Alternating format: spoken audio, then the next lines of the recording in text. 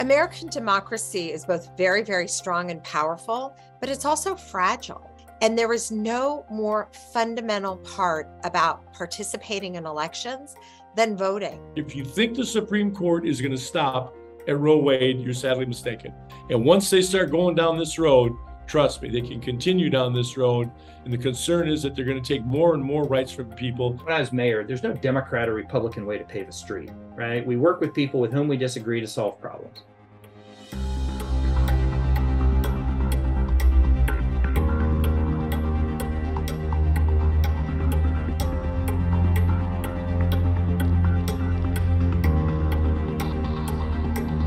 Inflation is on everybody's mind. You see it every day, the price of gasoline and groceries in particular. Those are things that unfortunately a governor doesn't have any control over. I can't control the price of gasoline.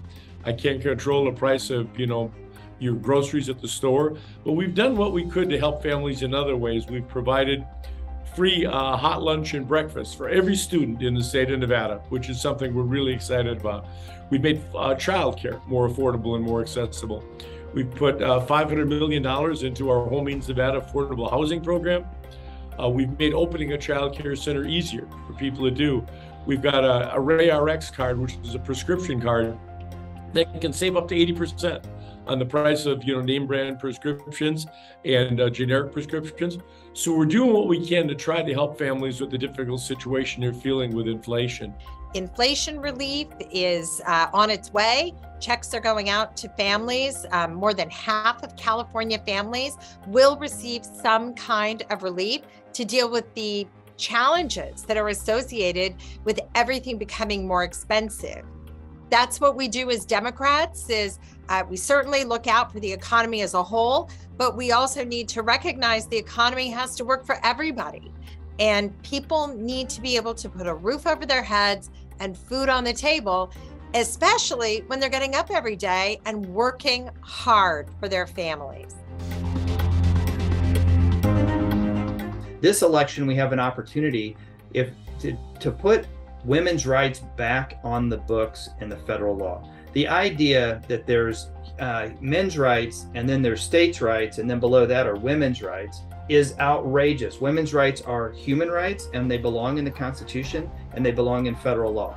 And right now, women have been turned over to whatever religious fundamentalist group is running your state legislature. The governor signed 14 bills that were part of a collection of bills called the Future of Abortion Bills. So these are some very basic things, really rights that have been protected for 50 years that we now had to go in and tweak our laws to make sure that if other states make things illegal, they are still legal here in California.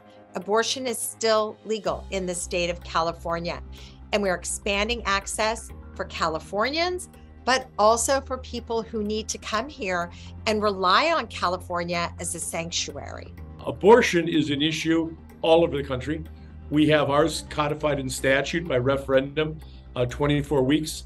Up to 24 weeks, abortions are legal. I'm a firm believer that a decision about how and when to start a family is between a woman and her doctor, not between a woman, her doctor, and any politician.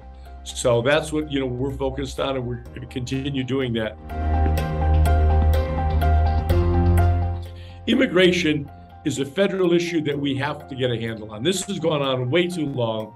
I've got DACA kids that I speak to on a regular basis, and I cannot imagine, and they explain to me when they go off to school in the morning, they could come home and their parent could have been, arrested and could be deported. There's no certainty there. And that's a tough thing for a young person to have to go through. So we have to come up with an immigration policy nationally. This has gone on far too long, and we need to give people some certainty and some security. We used to have a functioning worker visa program, which has been completely undermined. And we need a worker visa program that allows people to come into this country and fill jobs that we need filled. We have a huge worker crisis right now, shortage. And we need those folks to come in and have an opportunity to work. But if you don't have a front door, people are just coming in the back door.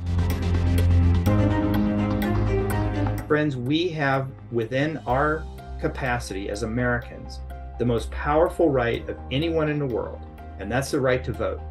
And using that, leveraging that, that's how we stop the nonsense.